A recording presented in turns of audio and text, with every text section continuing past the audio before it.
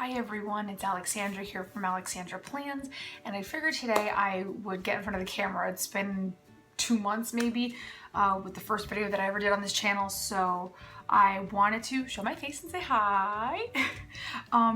But today I wanted to dedicate the video for bullet journal tips for beginners. I get a lot of questions on my Instagram and on here on my YouTube channel about what exactly is a bullet journal. What layouts should I use? How do I get started? And so I wanted to answer these questions today, first by going over what exactly goes into a bullet journal, and then some tips that I've kind of learned along the way that hopefully I could pass on to you as a good starting point as far as where to begin and kind of where to go from there, okay? It can be very intimidating because, you know, it's a blank notebook. And there's a beauty to it, but there's something that I think intimidates beginners because it's like, well, oh my God, it's a blank notebook, so what do I put in it? Am I putting in the right things? So have no fear. Hopefully today I will be able to answer all of the questions that I've been getting and hopefully help you out and give you a good reference point. So, first and foremost, what goes into a bullet journal? The first thing is an index. You've seen my index in other videos when I go over my daily planning and things like that. But for the purposes of this, I'll show it to you again, okay? An index. This is kind of like the selling point of what separates a bullet journal from any other kind of system, is the fact that you can list your topics in a table of contents index form, and it makes organization a lot more efficient and easier to just find the things that you're looking for. The reason why, I mean, I use the Lichter 1917. I think the reason why it's become the notebook of choice in the planner, in the Booho community, is because there's already a designated spot for them, and the page is already numbered at the bottom, so you don't have to worry about numbering each page. It's already done for you, and so this is why I think this has been such a popular notebook. But an index is the first thing. Then you have a future log. There are different methods that people go about when they do a future log. There's the Calendix method, the Alistair method, and it just, people do it differently. They'll do the whole year at a glance. I just do 3 months at a time. So when I started it in April, I had, April, May, and June. And then for next month, I'll do July, August, September, within like 3-month blocks of time. And of course, obviously you place your future events, your tasks, appointments, birthdays, anniversaries, anything like that. And then that gets transferred over to the next feature, which is a monthly log. A monthly log, this kind of can vary. Obviously you have your month, you would transfer stuff from your future log into your monthly log. And then some people add goals that they would like to get done within that month and they want to tackle. Another thing is some people take a monthly layout and they'll add snippets of their day, highlights from their day within a monthly log. There are so many different ways that you can go about doing this. But a monthly log, when the month is over, and if you didn't get to do any of the tasks, or you kind of got too busy, and then you would migrate that task from, let's say we're in May, if you didn't get anything, some tasks done in May, for example, I need to clean out my closet. I don't know if I'll get to it this month, but I would migrate that task for June if I didn't do it this month, if I didn't finish. So that's a monthly log. And then from there, you have the daily log. This is kind of like the bread and butter of a bullet journal, because obviously this is where, entries are going to be a little more detailed as your day unfolds. You basically rapid log very quickly in short, concise phrases. Write down what you need to do that day. And the whole point is you review it regularly to see what you need to do, and then again, if you don't finish a particular task that day, you would migrate it to the next day or whenever you get to it. So obviously the daily log, I mean, people, they'll track the time, they'll track the weather in a daily log. I know that's what I do. I, particularly when there's something, a memory or something that happens, I'll jot it down in a little space within that daily log so I can refer back to it. But that it's pretty self-explanatory. You basically list out very concisely what you need to do and you check off as you go. And that's what makes, I think, the bullet journal such an efficient system, because it's not as time consuming as people may think as far as, you know, getting everything done. Then you have collections pages. Collections pages are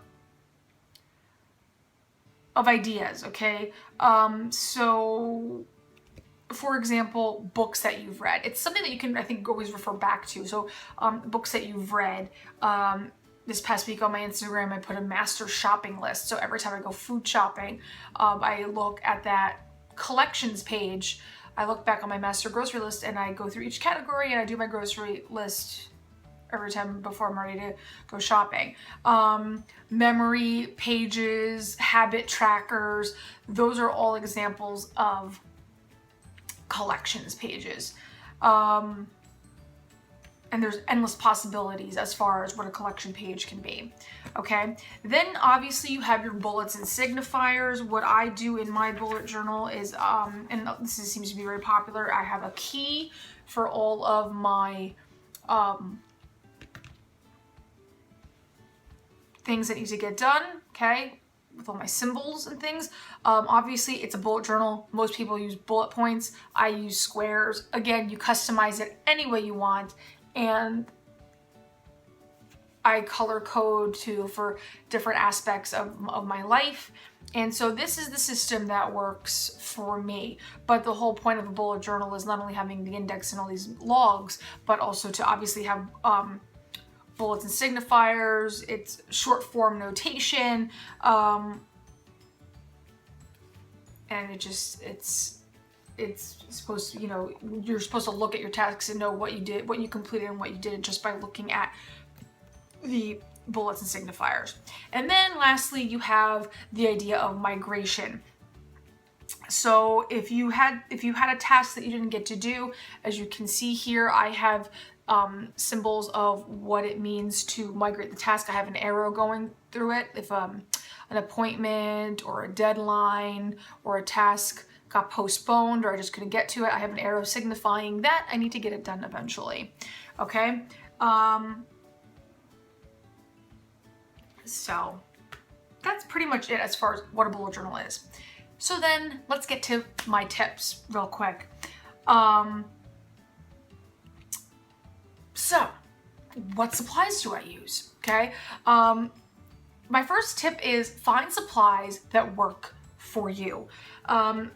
It's very easy to get caught up in what everybody else is using. You know, you could use a $20 Leica Term notebook, or you could find a notebook that you found at the Target dollar spot.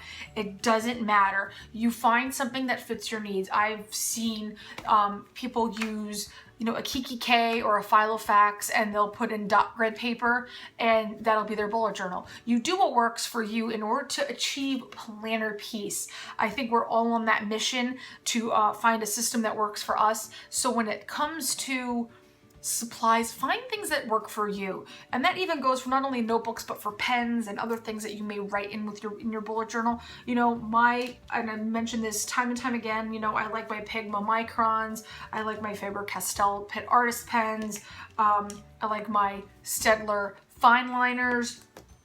Okay. Some people you don't have to use fancy pens, you know, at all. Like, you just find stuff that works within your style. You know, I love my Tombow dual brush markers. I use these all the time, okay? Colored pencils, they could be Crayola, they could be the Prismacolor, which I have also, but anything that you have around. It doesn't need, you know, I've seen people use Crayola markers and they're, excuse me, their spreads are just as beautiful and nice. So you do what works within your style. I recently got the Stabilo pens. I haven't really gotten into them yet. I hope I do, but it's not, again, you find supplies that work within your style, and that at the end of the day, that's all that really matters, okay? My second tip, just dive right in and experiment. Experiment with different layouts, experiment with fonts and styles and letterheads and things that appeal to you. You know what I mean? You'll never know unless you try. Whiteout is your very best friend. If you mess up, start again. I mean, I'll show you here when I did my master grocery list the other day, yeah, there are some spots that had whiteout. It's all right. It happens. But you're never going to know until you try playing around with different layouts. Some people like to look at things vertically versus horizontally. Some people like to have bigger spaces dedicated to daily logs. You do what works for you. And that brings me to my third point. Seek inspiration. You're never, Pinterest and Instagram are the go-to places for bullet journaling, and I've found so much inspiration from there, and I've tweaked it to fit my needs. And that's the great thing, from week to week you can do a completely different spread and see, oh wow, this worked, I love it, or ugh, I hate it. But you only have to deal with it for a week, and then the next week you can do something completely different, and that's fine. I've already started collecting ideas for what I want to do in June, and based on what I've seen out there and things I want to try. For example, in May, as you saw in my May setup video, I've done all May flowers, and some of my layouts have been a little intricate. For June, I want to just do something completely different and just do more minimalist layouts. And that's fine. But you have that freedom, and that's what makes the bullet journal so special, is having that creative freedom. Just do whatever you want, and it's excellent. As far as resources, other than Pinterest and Instagram, for beginners, check out bulletjournal.com. It's created by the creator of the bullet journal, Ryder Carroll, and he goes into, I think there's also a video on there that he has that basically just goes through everything that I talked about how the bullet journal was designed, and that it's just so customizable and all the elements that go into it. So check out bulletjournal.com. That's a great starting point. Also, I love this reference guide by Tiny Ray of Sunshine. It's a quick reference guide about everything that goes into a bullet journal, so I suggest you check it out, and I will link it down below.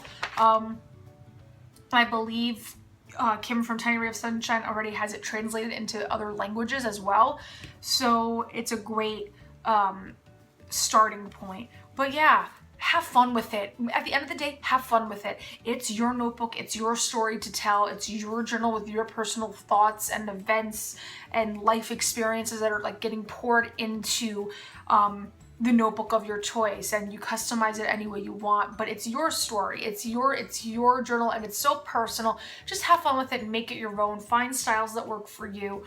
Check out Instagram and Pinterest. Those are great places to start, and just have fun. Dive right in. You'll never know unless you try, and I can't stress that enough when it comes to it. And that's the important thing. Just, it's such a fluid system that eventually, and I'm on that quest of, just achieving planner peace, and I think this is such a great system, and I'm so in love with it. I hope this was very, very helpful. If you have any questions or comments, please comment down below. I will link all my supplies that I use, the reference guide. I'll have a link down for bulletjournal.com as well. Check out my Pinterest page. It's linked in my YouTube channel, my blog. Follow me on Instagram. Check out my blog. And subscribe and give this video a thumbs up. You guys are awesome. And until next time, bye.